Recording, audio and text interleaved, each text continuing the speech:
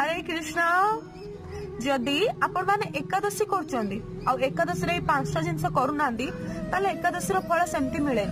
तो केही no one is talking about this केही भी विषय कहंतनी मु आपण मानु कहूची पांचटा जिंस कोन करिवे एकादशी रे mostly important first thing is माने सकाळे जल्दी उठिबे ब्रह्म मुहूर्त रे उठिके स्नान करिवे सेकंड वन जदि भी आपण माने जदि आपण माने काको चिंता करचंदी तांकर चिंतन भी करबा दरकार सेडा नाम जप करिवे एकादशी में स्पेशली अधिक राउंड करिवे थर्ड वन इज तुलसी मांकर पूजा करिवे तांको श्रृंगार करिवे गोटे तुलसी पत्र नै भगवान को पाखर अर्पण करिवे fourth one is Shrimad Bhagavat Gita किंबा माने श्रीमद् भागवतम पढ़िवे